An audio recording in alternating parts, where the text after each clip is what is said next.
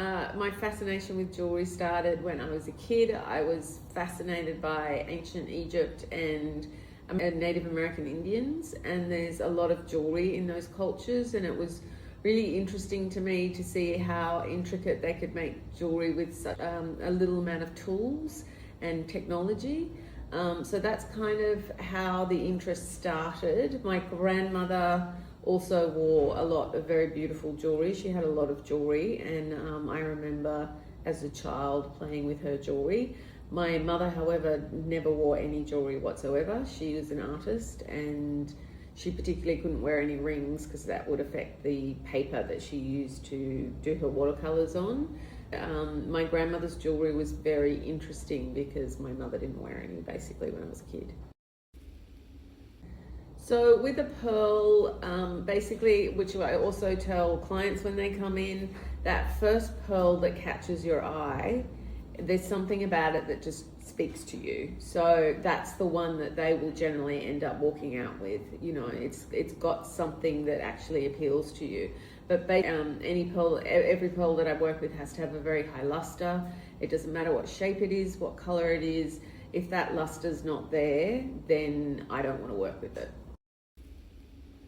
The owner of Aquarian Pearls, David Norman, he taught me everything that I needed to know about pearls, whether it was grading or pairing or matching, what is a good pearl, what's a bad pearl. He had a very open attitude to teaching all his staff everything he knew, and he has a huge knowledge base. Also, there's people like other jewelers who have influenced me, and friends that were jewelers that sort of showed me how to do things the way they did them, because with jewelry you can do things 100 different ways. Like, nobody does the particular piece of jewelry the same way. So it was always really interesting to talk to people like Graham Wolf, even George Mitas, who was a polisher, who taught me a lot about polishing and metal.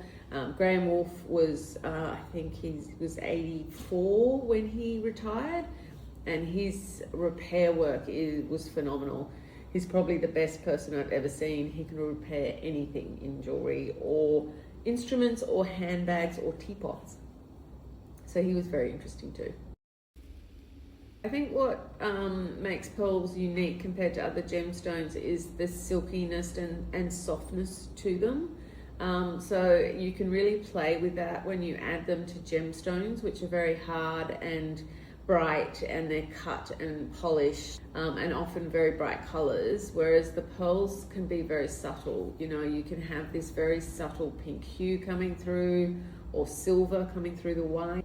The Tahitians can be multicolored, which means, you know, that you have to match the gemstones to those colors. I've been designing jewelry to go with pearls to go with gemstones, and then I've put the colors together and they've clashed, and you don't realize until you put them next to each other. So there's a lot of aspects to pearls which I find quite interesting, and my favorite pearls are keshis. I love a keshi, which is a pearl that doesn't have a nucleus in it and is a completely organic shape. So I've always been really interested in those. The way to select a high quality pearl is, first you're looking at the luster, then you're looking at the cleanliness of the skin. So it doesn't matter if it has a few little tiny marks, as long as they can be put at the back or the bottom. You want a completely clean face on a piece of jewelry. And you want it to have that life and vitality of that really high AAA luster. I would say find your niche and become very, very good at it. You don't have to be good at everything in the industry. Most of us specialize in something. My specialty is wire work, and I'm probably one of the best people at it because I've just been doing it for so long. But yeah, just find what you enjoy, and just focus on that until you become very, very good at it.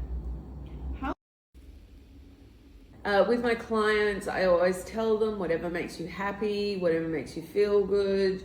A lot of clients feel like they can only wear really good quality jewelry when they're going out or to special occasions. And I always say to them, just wear whatever you want, whenever you want. If it makes you feel beautiful and pretty, then wear it, because the only one that needs to be happy is you. How you Recommend wearing what makes you happy. If you like color and liveliness, then pair them with gemstones. If you want something classic and elegant, a pair of studs or a drop earring. But the most important thing is to try on different things and find out what is the pieces that work for you. So like, I can't wear stud earrings because they look terrible on me. I don't know why. But I always have to wear a drop earring, and the longer the drop, the better. And then I can wear white pearls or black pearls, but gold pearls do not work with my skin tone, and I've learnt that. So it's the most important thing is to come into the office and try things on and see what works for your skin tone, what works for you. Also, the older you get, the bigger you can wear. So that is one thing that a lot of people don't realize, but as you pass a certain age, you can wear much bigger pearls. Thanks.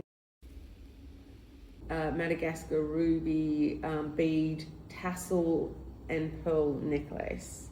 So it had a large tassel, and then it clipped on with an enhancer onto either a strand of pearls or onto a strand of rubies. That piece was one of my favorites. A piece that holds a special meaning. My mother does not wear jewelry at all.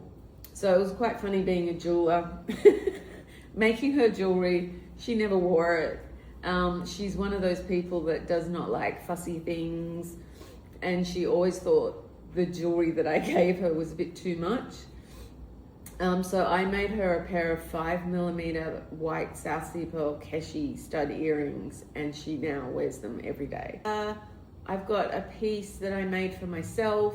It is a very fine white pearl Keshi necklace with 18 karat gold wire work. The pearls are about 2mm. It took me 13 hours to make it, and I could only do it about an hour at a time because it was such fine work. So I was really impressed when I actually finished it. That sounds like an achievement. It was. What? That they feel beautiful and happy, and that they feel that the jewelry is lifting them and making them feel like they can take on the world. That sounds very...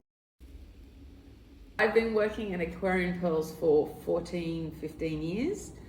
And it was David, the owner of Aquarian Pearls, David Norman. He's an amazing boss. He's supportive and fun and great to work with. And then there's the rest of the team, who I've known some of them for 20 years or longer. And we have a great team, and it's fun to come to work.